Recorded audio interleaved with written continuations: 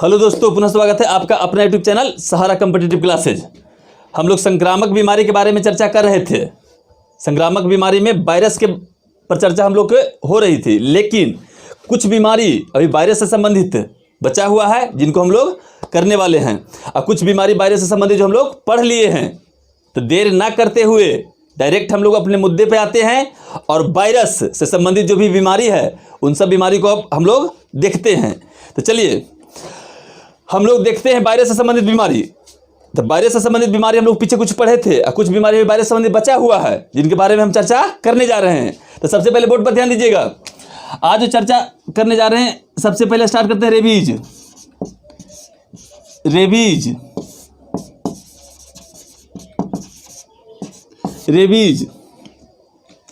Rabies एक virus से होने वाली बीमारी है। रेबीज एक वायरस से होने वाली बीमारी है, संक्रामक बीमारी है। तो याद रखिएगा कि रेबीज जो है एक वायरस से होने वाली बीमारी है और संक्रामक बीमारी है। इसमें हम लोग देखेंगे कि रेबडो वायरस, ध्यान दीजिएगा, रेबडो वायरस, और इसी को बोलते हैं स्ट्रीट।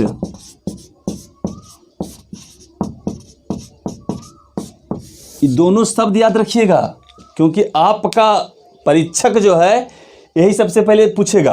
छोटा छोटा सवाल ही हम लोग से पूछ देता है। ध्यान दीजिए, रेबीज रेबडो वायरस या स्ट्रीट वायरस जिससे होता है, यही वायरस जो है रेबीज के लिए जिम्मेदार होते हैं।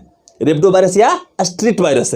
रेबडो वायरस को ही कहते हैं स्ट्रीट वायरस। अब देखिए कि ये रेबीज जो बीमारी है, तो रेबीज बीमारी जो है वो स्तनधारी जानवरों के काटने से होता है।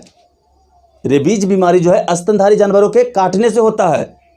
इसमें आज तक हम लोग जो बात करते हैं, सुने होंगे ना कि कुत्तों को काटने से होता है, तो कुत्तों को सिर्फ बदनाम कर दिया गया है। कुत्ता अगर काटते हैं तो उनसे रेबीज तो होना ही है, लेकिन और अन्य जानवर भी, जैसे बंदर हो गए, गिलहरी हो गए, यहाँ तक डॉक्टर लोग तो कहते हैं कि घोड़ा भी अगर काट देता है, घोड़ा भी अगर काट देंगे तो उनका भी जबड़ा काफ़ी स्ट्रांग होता है, उनके सलाइवा लार में पाया जाता है रेबीज वायरस। डॉक्टर लोग तो ये भी कहते हैं कि चूहा के काटने से भी रेबीज होता है। तो याद रखिएगा, हाँ, कुत्तों के परसेंटेज अत्यधिक है। कुत्ता के परसेंटेज अगर हम लोग कह सकते हैं तो कुत्तों से अधिक होता है, क्योंकि कुत्ता सबसे ज़्यादा मनुष्य के साथ रहने वाला प्राणी है, सबसे ज़्यादा अटैक करता है, काटता है, इसीलिए कुत्तों के से अधिक केस आता है, जिसके कारण कुत्तों पर हम लोग को पूरा ध्यान जाता है। लेकिन स्तनधारी जानवरों के सलाइवा लार में रेबडो वायरस, जो स्ट्रीट वायरस बोलते हैं, वो मौजूद होता है। तो सिर्फ कुत्तों को बदनाम ना करें। तो ध्यान दीजिए, इधर हम लोग कह सकते हैं इधर ना कि रेबडो वायरस या स्ट्रीट वायरस पागल कुत्ता हो गया। फिर हम लोग बंदर बोलेंगे, बंदर से फिर हम लोग बोल सकते हैं, यहाँ तक कि डॉक्टर लोगों को कहेंगे तो आपको चूहा भी बोलना है। चूहा, गिलहरी, हाँ याद रखिएगा, गिलहरी से भी होगा। आपको घोड़ा भी बोल सकते हैं। इन सभी जानवर, और सबसे महत्वपूर्ण चीज़ याद रखिए, जो घर पर पालते हैं कितना, बिल्ली, इनके सलाइवा में भी पाया जाता है। तो समझिएगा कि रेबीज में याद रखिएगा, पागल कुत्ता अगर पागल है तो उसमें बहुत ज़्यादा उम्मीद है कि उसके सलाइवा में रेबीज के वायरस होगा, बहुत ज़्यादा। अब समझिए, उम्मीद रहता है। बंदर के, चूहा के, गिलहरी से, घोड़ा से, बिल्ली से, इन सभी के काटने से रेबीज होता है। इन सब के सलाइवा में रेबीज वायरस पाया जाता है। इसमें होता क्या है, अगर रेबीज वायरस अगर किसी जानवर के सलाइवा में उपस्थित है, मन मौजूद है, अगर कहीं पर अगर काट दिए तो इंसान के शरीर में अगर मैंने कहीं पर काट दिए तो जैसे मैंने काटेंगे वो, तो न्यूरॉन के माध्यम से रेबीज वायरस तुरंत मस्तिष्क पर आ जाएगा। अब नर्वस सिस्टम, तंत्रिका तंत्र को बुरी तरह से प्रभावित कर देता है। जो रेबडो वायरस है ना, न्यूरॉन के माध्यम से आपका मस्तिष्क पर जो है पहुंचेगा और नर्वस सिस्टम को बहुत बुरी तरह से प्रभावित कर देता है। इतना बुरी तरह से प्रभावित कर देता है कि इंसान को अगर रेबीज वायरस धर लिया, अगर रेबीज वायरस के प्रभाव में अगर आप चल आए, आप वैक्सीनेशन वगैरह अगर नहीं करवाए, इंजेक्शन वगैरह नहीं दिलवाए, तो आप अपने जान से भी हाथ धो सकते हैं। इतना डेंजर बीमारी है, इतना डेंजर बीमारी है रेबीज, समझिएगा। इसमें तंत्रिका तंत्र नर्वस सिस्टम प्रभावित होता है, प्रभावित अंग जो है तंत्रिका तंत्र नर्वस सिस्टम प्रभावित होगा। इसमें बस खाली इतने में इस सब जानवर के सलाइवा इसके लार में रेबिडो वायरस जो है मौजूद होता है।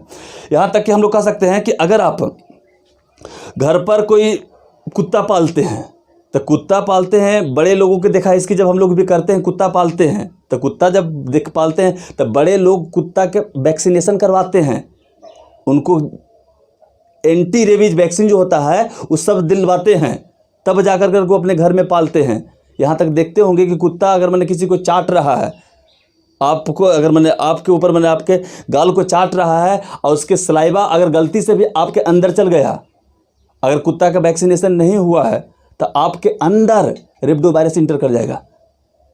आपके बॉडी में कहीं पर किसी कारण से कट लग गया है, किसी कारण से कट लग गया है और उस स्थान पर अगर कुत्ता चाट दिए या जो जानवर है वो सब चाट दिए, तो वो जो चाटते हैं तो उसके सलाइवा में ही रेबिडो वायरस है, उस स्थान के माध्यम से जहाँ पर आपका कट लगा था उसे इंटर कर जाएगा।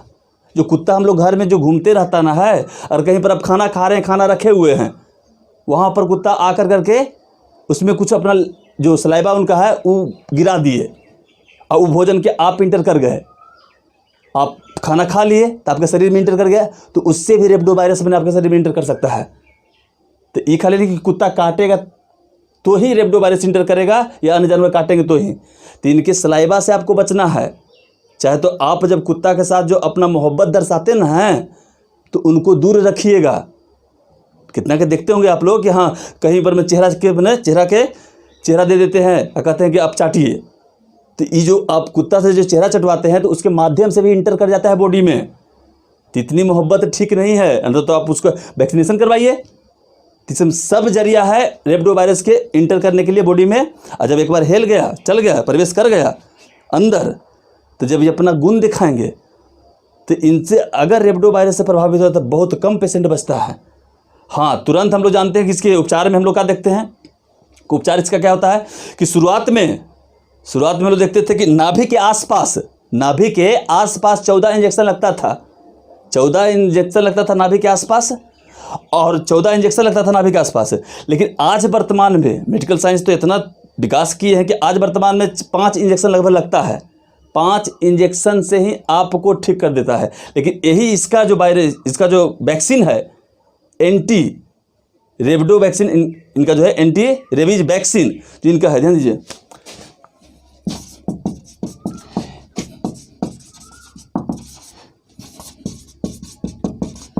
एंटी रेबीज वैक्सीन जो है, यही एक वैक्सीन हम लोग देखते हैं कि आपको जब तक अगर आप रेबिडो वायरस के संपर्क में नहीं आएंगे तब तक ये वैक्सीन नहीं दिया जाएगा। इनकी बचपन में इसको दिया जाता है, ये एंटी रेबीज वैक्सीन दिया जाता है। पहले नाभि के आसपास दिया जाता था, अब जो है 5 इंजेक्शन के तौर पर काम किया जाता है। जिस दिन हम लोग देखते हैं कि 0 दिन पर दिया जाता है, फिर 3 दिन पर दिया जाता है, फिर 7 दिन पर दिया जाता है, फिर 14 दिन पर दिया जाता है, फिर 28 दिन पर, इसी तरह से 5 इंजेक्शन आपको दिया जाएगा। अब इसमें आपको कुछ नहीं करना है कि हाँ, जैसे अगर मैंने कहीं पर अगर मैंने कोई भी जानवर अगर काटते हैं तो सबसे पहला काम है कि इसको जिस अंग पर अगर जानवर काटे हैं उसके सलाइवा गया है उसको ईमानदारी पूर्वक पानी और साबुन से खूब अच्छा से साफ कीजिए। 10 से 15 मिनटों तक साफ करना लगातार। और गलती से भी अगर कुत्ता काटता है या कोई अन्य जानवर काटता है तो वहाँ पर पट्टी जो हम लोग बांधते हैं वो भूल करके नहीं बांधना है। डॉक्टर सबसे पहले कहता है कि उस स्थान पर कभी भी पट्टी नहीं बांधना है, और ना उसमें जो है उसके लिए जिसे उसमें किसी तरह का कोई कोताही नहीं बरता। आपको पानी से या साबुन से या डिटॉल से इसे आपको इतना साफ करता है खुले में छोड़ देना है। अगर ब्लड निकलता है तो निकलने दीजिए। अब समझिए, अगर रेबिडो वायरस से कोई इंसान अगर पीड़ित हो गया और कुत्ता काट दिया, रेबिडो वायरस उनको शरीर में इंटर करके ग्रसित हो गए, उस पेशेंट के पास अगर आप पानी लेके जाइएगा ना, उसके पास पानी लेके जाइएगा तो पानी को देख करके उनके मस्तिष्क में अजीब टाइप के भय उत्पन्न होता है। उनके मस्तिष्क में भय होता है पानी से। यहाँ तक तो कहता है कि कोई भी लिक्विड तरल से उनको काफ़ी डर लगता है, इसी को हम लोग बोलते हैं, पानी से भय के कारण इसको बोलते हैं हाइड्रोफोबिया हो गया है। हाइड्रोफोबिया, इसी बीमारी को हम लोग बोलते हैं हाइड्रोफोबिया। हाइड्रोफोबिया भी कहते हैं। हाइड्रो के मतलब जल होता है, फोबिया का मतलब भय होता है, जिसको बोल सकते हैं हम लोग जल भित्ति, जल भित्ति भी कहा जाता है। याद रखिएगा, रेबीज जो बीमारी है उसको हाइड्रोफोबिया भी कहा जाता है और जल भित्ति भी कहा जाता है।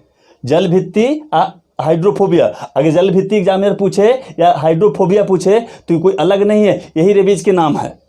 रेबीज के नाम है हाइड्रोफोबिया, जल भित्ति।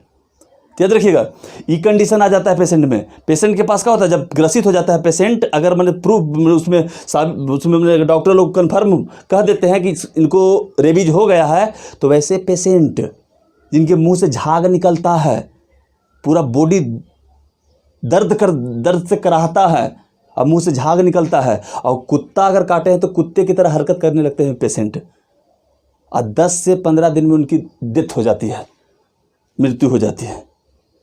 इस चलते इसको गलती से भी छोटा बीमारी ना समझें। जो हम लोग कुत्ता रखते हैं, खास करके उन आवारा कुत्तों से अत्यधिक होती है, क्योंकि हम लोग जानते हैं कि गली में जो कुत्ता घुमा करते हैं उनको कोई उनको वैक्सीन नहीं देने वाला है।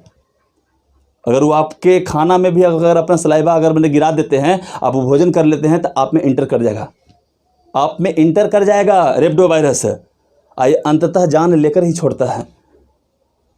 तो हम उम्मीद करते हैं कि आपको पूरी बात समझ में आ गई होगी। आपका परीक्षक अगर पूछता है तो बस इतनी बात बोल देना है कि रेबीज को हाइड्रोफोबिया भी कहते हैं, जल भित्ति कहते हैं, रेबडो वायरस या स्ट्रीट वायरस से होता है। पागल कुत्ता, यही तो अधिक बदनाम है। पागल कुत्ता, बंदर, चूहा, गिलहरी, घोड़ा, बिल्ली, इन सब से फैलता है। नर्वस सिस्टम, तंत्रिका तंत्र पूरी तरह से प्रभावित होता है। नर्वस सिस्टम, तंत्रिका तंत्र पूरी तरह से प्रभावित होता है। बस इतने शब्द आपको इनमें याद रखना है रेबीज में। चलिए अब नेक्स्ट बीमारी पर चर्चा करने जा रहे हैं, तो ध्यान दीजिए। हाँ, एंटी रेबीज वैक्सीन। हम लोग जानते हैं कि शुरुआत में 14 को इंजेक्शन पड़ता था, लेकिन आज जो है 5 इंजेक्शन से काम चल जाता है। आज 5 इंजेक्शन, जिस दिन अगर पहला दिन दिलवाइएगा 0 दिन, फिर 3 दिन के बाद पड़ता है, फिर 7 दिन के बाद पड़ता है, फिर 14 दिन के बाद, फिर 28 दिन के बाद 5 इंजेक्शन उसका अपना टाइम है। उसके बाद आपको पूरी तरह से ठीक हो जाएगा। ये इंतजार, ये तो ऐसा बीमारी है कि अगर कुत्ता काट लेता है तो कुत्ता के जिंदा रखना पड़ेगा आपको। इनके बारे में कहा जाता ना है कि अगर रेबीज वायरस से कोई ग्रसित हैं तो उनको पानी दिखाते हैं तो भय लगता है, या तेल कोई भी लिक्विड दिखाते हैं, तो इसमें क्या कहता है कि रेबडो वायरस के बारे में कहा जाता है कि रसायनानुचलन करता है। रसायनानुचलन के मतलब कि जब आपके परछाया देखेगा ना, ये अपना परछाया जब खुद देखता है पानी में या लिक्विड तेल में अगर देखेगा परछाया, तो वो जो वायरस है रेबडो वायरस, वो सक्रिय हो जाता है, सक्रिय हो जाता है वायरस, रेबडो वायरस। तो इसके बारे में याद रखिए, पानी से आपको भय लगेगा, डर लगेगा, और मुंह से हमेशा झाग निकलते रहेगा। झाग जो है जब बीमारी में होता है, झाग निकलते रहता है, और जो जानवर काटेगा उसकी तरह आप हरकत करना शुरू कर देंगे। बस इतने शब्द हमको रेबीज में याद रखना है। चलिए अब आगे, अब हम लोग देखते हैं नेक्स्ट हम लोग चर्चा करेंगे डेंगू। ध्यान दीजिए,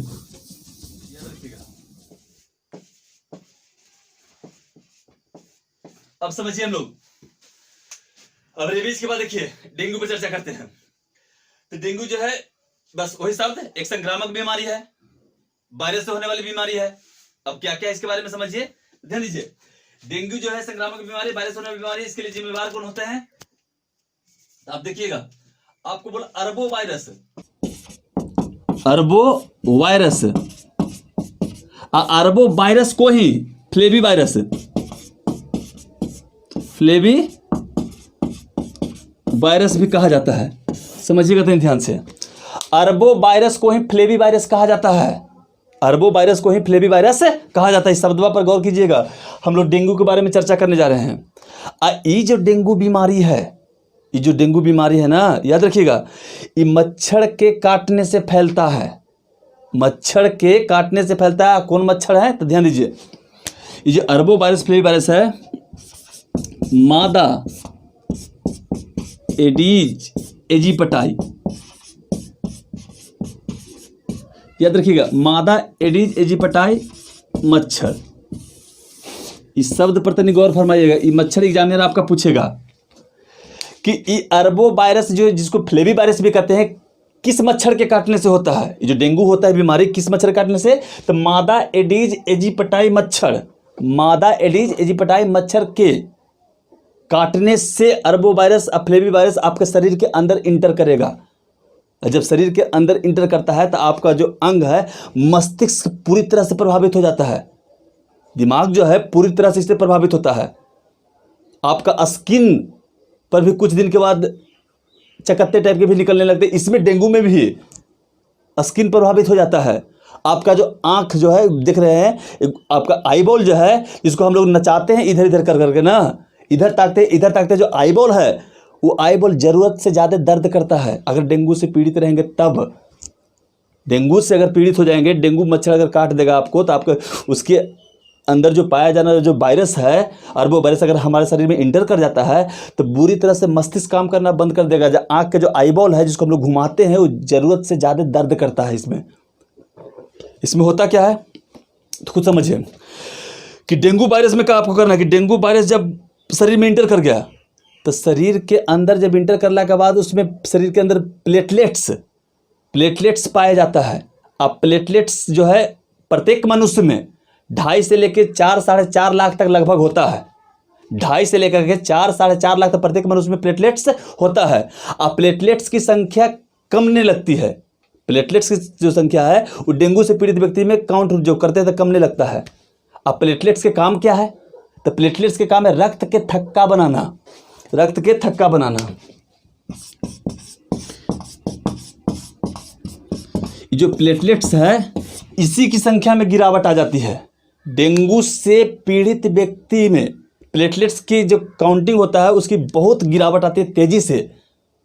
और जब तेज़ी से जब रक्त प्रवाहित होता है, जब धमनी में जब रक्त शिरा से जब धमनी शिरा में जब रक्त प्रवाहित होते रहता है तो समझिए, देखिएगा आप, अगर मान लिया जाए कि किसी धमनी में नस में हम लोग देख रहे हैं कि रक्त में प्रवाहित हो रहा है, इसमें प्लेटलेट्स की संख्या बहुत है, रक्त प्रवाहित हो रहा है, तो रक्त प्रवाहित हो रहा है। कहीं पर बॉडी में कट लग गया तो बॉडी में अगर कहीं पर कट लग गया तो हम लोग जानते हैं कि कट लग गया, तो यहाँ से कट लग गया। अब यहाँ से प्लेटलेट्स जा कर करके यहाँ पर क्या करते हैं, प्लेटलेट्स का काम है यहाँ पर आकर करके इसको प्लेटलेट्स प्लग कहते हैं। प्लेटलेट्स प्लग जा कर वहाँ पर आकर के जम जाता है, ब्लड को बाहर नहीं निकलने देता है। जब प्लेटलेट्स रहेगा तब ना, अब प्लेटलेट्स की संख्या है ही नहीं, कम गया है। अगर इस कंडीशन में देखेंगे कि यहाँ पर प्लेटलेट्स की संख्या है ही नहीं, इसमें प्लेटलेट्स बस बने इसी तरह से है। अब यहाँ पर अगर कट लग गया है तो यहाँ से जब ब्लड निकलना शुरू कर देगा तो प्लेटलेट्स की संख्या ही नहीं है। तो प्लेटलेट्स की संख्या जब है ही नहीं तो कहाँ से मैंने प्लेटलेट्स प्लग बनाएगा, कहाँ से जाकर वहाँ पर जमेगा? तो आप समझिए, इसमें हम लोग कह सकते हैं कि अरबोवायरस या फ्लेवी वायरस मादा एडीज एजिप्टाई मच्छर के इसमें प्लेटलेट्स जो है धीरे धीरे गिर जाता है।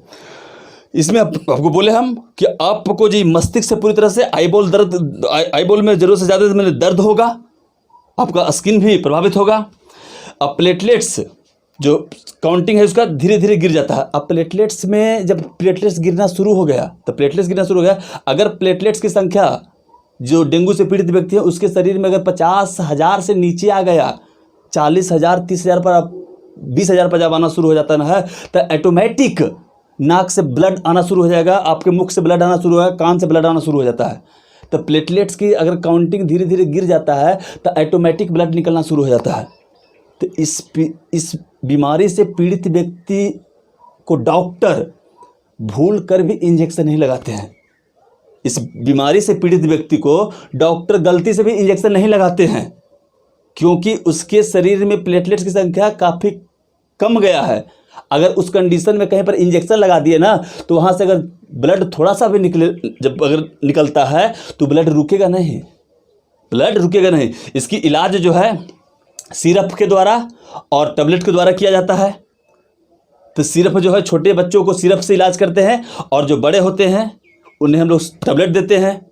ग्रामीण परिवेश में अगर हम लोग रहते हैं चाहे तो जानते होंगे, बचपन अगर सामान्य बीता होगा आपका तो आप इतना जानते होंगे कि घरेलू उपचार भी उपलब्ध है। बकरी के दूध, जो बकरी होता है, बकरी के दूध में प्लेटलेट्स की संख्या में वृद्धि करने की क्षमता पाई जाती है। बकरी के दूध दिया जाता है। पपीता का जो पत्ता होता है उनको जूस निकाल करके पियाया जाता है और बेड रेस्ट दिया जाता है। बस इन सभी शब्दों को आप ध्यान रखिएगा, आपका एग्जामिनर इस सब बात पूछ सकता है। तो आप समझिए कि ये हम लोग देख लिए। तो इसमें बस खाली इतने शब्द हम लोग को याद रखना था कि डेंगू जो है, अब इसमें होता क्या है, पूरी बॉडी जो हम लोग है ज़रूरत से ज़्यादा दर्द करने लगता है, इतना फीवर तेज होता है, फीवर जो है काफ़ी तेज फीवर आता है। डेंगू अगर आपको पकड़ लेगा तो इसमें काफ़ी फीवर जो है ज़रूरत से ज़्यादा तेज आ जाता है, तो पूरा होल बॉडी दर्द करना शुरू कर देता है। इतना दर्द करता है कि लगता है कि अपने हड्डी टूट जाएगा, इतना इसमें दर्द करता है आपका पूरा बॉडी, जो इनसे जो ग्रसित होंगे जिनमें। इसीलिए इसको हम लोग हड्डी तोड़ बुखार भी कहते हैं। डेंगू को ही ध्यान दीजिए, इसको दूसरा नाम बोलेगा हड्डी तोड़ बुखार बोलना है। हड्डी तोड़ बुखार जो है डेंगू को ही कहा जाता है, डेंगू को ही हड्डी तोड़ बुखार के नाम दिया गया है। तो आप बस इतने याद रखिएगा कि डेंगू में जो है अरबो वायरस, फ्लेवी वायरस, मादा एडिज एजिप्टाई मच्छर, प्लेटलेट्स की काउंटिंग जो है गिर जाती है। अब इसकी जांच जो है डॉक्टर लोग जो है टोर्निको टेस्ट करते हैं, टोर्निको टेस्ट याद रखिएगा। ये भी एग्जाम में आपका पूछ देगा कि टोर्निको टेस्ट, तो टोर्निको टेस्ट जो होता है किसकी जांच है, तो आपको बोला डेंगू के। टोर्निको टेस्ट जो है जांच है डेंगू के। बस इसमें इतने शब्द आपको याद रखना है, बस हम लोग इतना शब्द याद रखेंगे। हम जानते हैं कि कोई भी परीक्षक अगर आपसे सवाल पूछेगा आप सवाल कर दीजिएगा। ये जो मच्छर जो है ना, मच्छर जो है हम जानते हैं कि पूरा पृथ्वी ग्लोब पर से मच्छर कभी हटने वाले नहीं है, इनकी संख्या काफ़ी अधिक है, काफ़ी अधिक है। ई मच्छर की थोड़ा सा कहानी सुन लीजिए कि ई मादा एडिज एजिप्टाई मच्छर रॉयल टाइप के जीवन बिताते हैं। तो रॉयल टाइप के जीवन के मतलब क्या होता है कि जब भी पनपेंगे तो साफ पानी में पनपेंगे, साफ सुथरा जो पानी होता है उसमें इनका प्रजनन होता है, वंश वृद्धि वहीं पर करते हैं। वंश वृद्धि जो है साफ पानी में करेंगे, और बरसात के मौसम में अत्यधिक करते हैं, बरसात के मौसम में अत्यधिक करेंगे और साफ पानी पर ही अपने प्रजनन वंश की वृद्धि करते हैं मादा एडिज एजिप्टाई मच्छर। तो इनसे बचने के लिए आपको आसपास जो है पानी जमने नहीं देना है, साफ पानी जो है नहीं जमने देना है। पानी कहीं पर भी इकट्ठा होता है हटा देना है। इससे बचने का उपाय क्या है, बचने को अगर उपाय पूछिएगा तो मच्छरदानी वगैरह लगा कर रहिए। हाँ, ये जो काटते हैं सबसे अधिक सक्रिय कब होते हैं, तो जब भी काटेंगे मादा एडिज एजिप्टाई मच्छर जो है जब भी काटेंगे तो दिन में 99% दिन में अटैक करते हैं। तो 99% दिन में अटैक करते हैं। असंध्या के समय में 4 से लेकर के 6 बजे तक सबसे अधिक सक्रिय होते हैं। 4 से लेकर के 6 बजे तक मादा एडिज एजिप्टाई मच्छर जो है सबसे अधिक सक्रिय होते हैं। उस समय संध्या में जब बने हम लोग संध्या में बचने के लिए क्या कर सकते हैं कि यहाँ तक तो कपड़ा जो है फुल कपड़ा पहने, बॉडी पूरी तरह से ढक के रखे। यहाँ तक तो जैसे शहरी इलाकों में देखते हैं, शहरी इलाकों में खास करके कुछ बॉडी लोशन वगैरह भी आता है जिससे मच्छर दूरी बनाते हैं। और घर में मच्छरदानी वगैरह लगाइए, इसको कोई उपचार वगैरह नहीं है। मच्छर की संख्या अरबों है, अरबों से भी ज़्यादा होगा। तो अरबों है, चारों तरफ फैला हुआ है। मच्छर की संख्या जो है अरबों में है, चारों तरफ से फैला हुआ है, ग्लोब पर से हटने वाला नहीं है। तो बस इतने याद रखिएगा, अरबो है तो अरबो वायरस से होगा। और कुछ बोलते हैं फ्लेवी वायरस, अरबो वायरस को फ्लेवी वायरस कहते हैं। तो बस इतने शब्द याद रखना है। इसको टाइगर मॉस्किटो भी कहते हैं, टाइगर मच्छर कहते हैं। क्यों? क्योंकि दिन के काटते हैं इसलिए टाइगर मॉस्किटो कहा जाता है मादा एडिज एजिप्टाई मच्छर को। चलिए, बस उम्मीद करते हैं कि इतना शब्द आपको याद रहेगा डेंगू में। इसमें पूछेगा तो टोर्निको टेस्ट, टोर्निको टेस्ट का संबंध किस बीमारी से है, तो बस डेंगू से बोल देना। क्लियर हो गया? अब हम लोग देखते हैं, अब यही मच्छर मादा एडिज एजिप्टाई जो मच्छर है ना, इससे संबंधित बीमारी है चिकनगुनिया। समझिएगा, चिकनगुनिया पर ध्यान दीजिए। चिकनगुनिया याद रखिएगा, एक तो चिकनगुनिया बीमारी है, चिकनगुनिया, इसलिए हम लोग बोल सकते हैं इसे भी।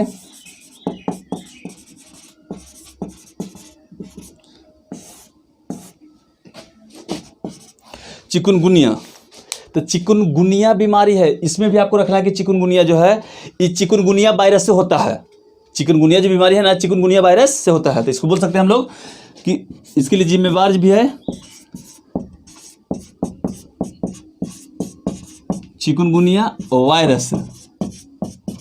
चिकनगुनिया वायरस से होता है। बस खाली इसमें कुछ नहीं याद रखना है आपको, बस इतने बोल देना है कि ये जो वायरस किसमें, यह वायरस जो है मादा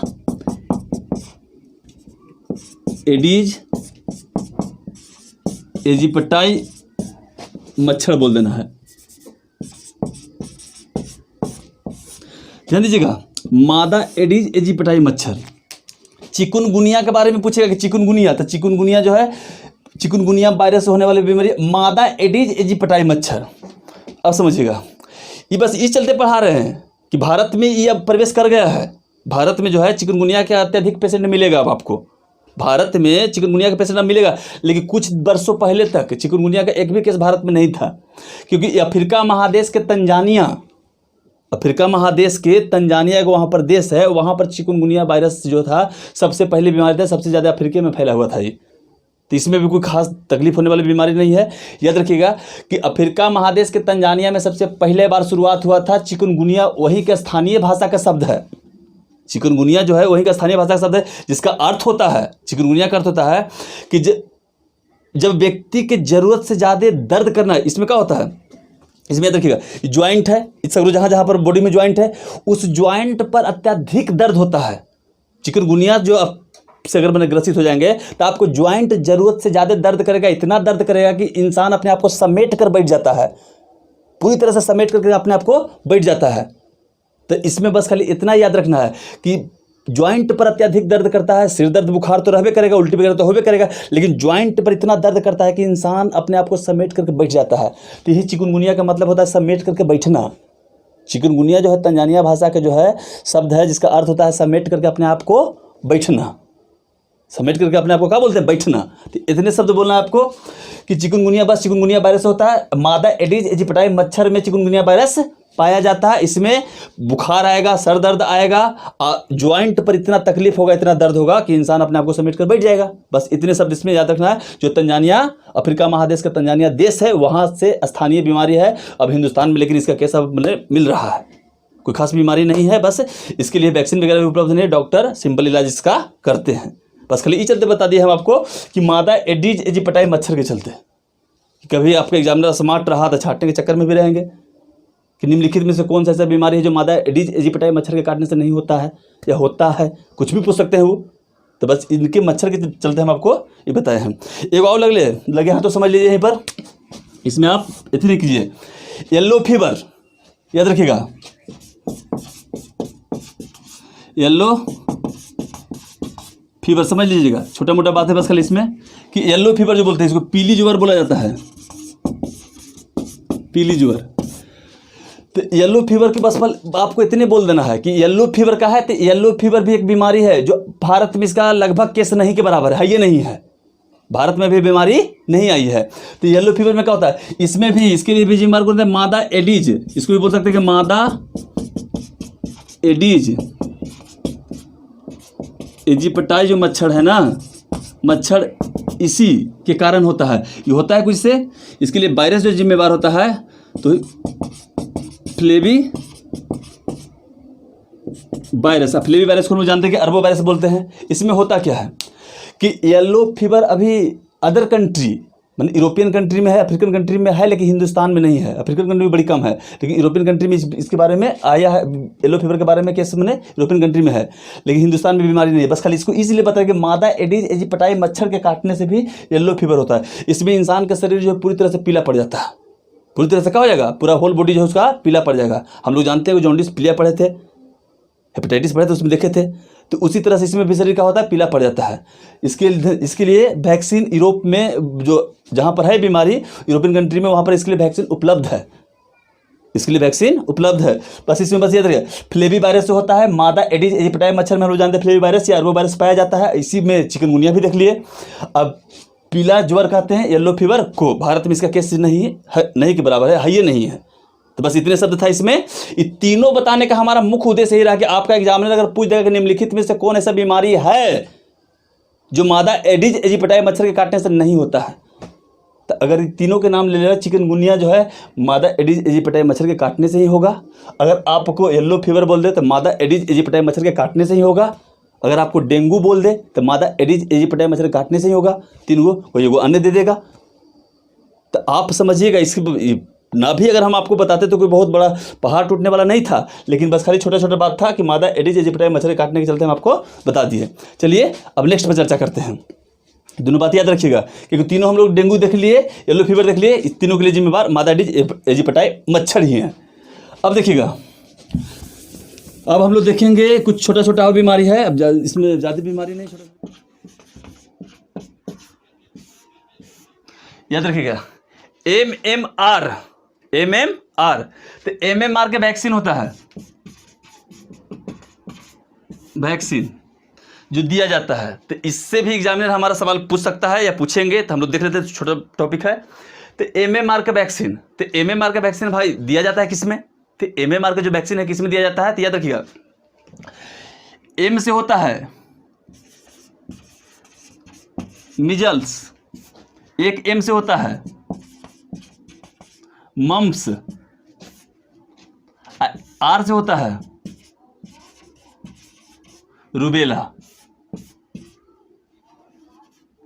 रूबेला, याद रखिएगा। तो मिजल्स, मम्स, रूबेला, तो MMR की जो वैक्सीन दिया जाता है, तो मिजल्स, मम्स और रूबेला तीनों बीमारी में, तीनों बीमारी अगर पूछेगा, मम्स या मिजल्स पूछेगा या रूबेला पूछेगा, ये तीनों में वैक्सीन एक ही है जिसका नाम है MMR का वैक्सीन पड़ता है। मिजल्स के मतलब हम लोग जानते हैं कि खसरा होता है, खसरा इसको बोलते हैं। मिजल्स हम लोग कह सकते हैं, इसको हम लोग कहेंगे खसरा, खसरा बोलते हैं। इसको कनपेड़े बोला जाता है, कनपेड़े इसको बोल सकते हैं, कनपेड़े। और रूबेला को रूबेला ही बोला जाता है, याद रखिएगा। अब इसमें समझिएगा, ये खसरा, अब ये तीनों वायरसेस से बात बता रहे हैं कि MMR के वैक्सीन जो है ये मिजल्स में, मम्स में, रूबेला में, तीनों में दिया जाएगा। इसको खसरा बोलेंगे, कनपेड़े बोलेंगे, और इसको बोलेंगे रूबेला का रूबेले। अब समझिए इसमें क्या होता है, इसके लिए जो है, इसके लिए रूबियोला वायरस जिम्मेवार होता है। समझिएगा कि मिजल्स बोलेगा, खसरा बोलेगा तो रूबियोला वायरस से होता है, रूबियोला वायरस से होता है। ई बोलेगा आपसे, अगर मम्स बोलेगा या कनपेड़ी इसको हम बोल रहे तो मम्स बोलेगा, जैसे मम्स जो है, मम्स किस से होता है, मम्स के बारे में पूछेगा तो आपको बोलना है, याद रखिए रूबियोला, इसमें आपको बोलना है पैरामिक्सो वायरस, याद रखिए इसको पैरामिक्सो वायरस, इसको रूबियोला वायरस है। ये जो रूबेला है, इसमें बोलेगा आपसे, तो याद रखिएगा इसमें आपको बोलना है रूबेला वायरस। इसको कहा जाता है, याद रखिए नाम, जर्मन खसरा, जर्मन खसरा भी बोलते हैं इसको, रूबेला को। तो यहां पर समझिएगा थोड़ा सा बात, यहां पर मिजल्स जो है, खसरा जो है, रूबियोला वायरस से, रूबियोला अंतर बता रहे कि रूबियोला, यहां पर रूबेला, यहां पर रूबेला। इस शब्द को तने ढंग से समझिएगा, ढंग से शब्द को समझिएगा, बस इतने। इस सब में होता है, इस बीमारी में क्या है, ये तीनों बीमारी जो है एक संक्रामक बीमारी है और वायरस से होने वाली बीमारी है, संक्रामक बीमारी है, वायरस होने वाली बीमारी। बस बीमारी देख रहे, खसरा जो है इसमें हम लोग छोटा बच्चा के दिया जाता है, और सबके वैक्सीन एक ही है, MMR का वैक्सीन। तो MMR का वैक्सीन पड़ता है तीनों में। खसरा में बोलेगा तो MMR का वैक्सीन देना है, मम्स में बोलेगा तो मम्स में यही वैक्सीन पड़ेगा, आपको रूबेला में बोलेगा तो यही वैक्सीन पड़ेगा, तीनों बीमारी में। हाँ, इसका वायरस जो है खसरा में रूबियोला वायरस जो है, इसके लिए पैरामिक्सो वायरस है, इसके लिए रूबेला वायरस है। तीनों के वायरस अलग है, वायरस जो है अलग है, लेकिन हाँ ये ड्रॉपलेट इन्फेक्शन है। ड्रॉपलेट क्या मतलब कि जब छींकते हैं, खांसते हैं, तब एक दूसरे से फैलता है, छींकने खांसने से बीमारी फैलती है, ड्रॉपलेट इन्फेक्शन होता है। इसमें क्या होता है कि हाँ, सर दर्द, बुखार, सिर दर्द जो भी है नॉर्मल चीज़ है, इतना आपको होना है। इसका वैक्सीन पड़ता है छोटे बच्चों में, तो छोटे बच्चों को वैक्सीन दिया जाता है। तो बस उम्मीद करते हैं कि आज की क्लास में इतने हम लोग रह देते हैं। आप इतना शब्द खाली याद रखिएगा। अब होगा 2-4 गो वायरस से संबंधित बीमारी, 2-4-5 गो भी एक क्लास आओ लेंगे तो वायरस एंड हो जाएगा आपका।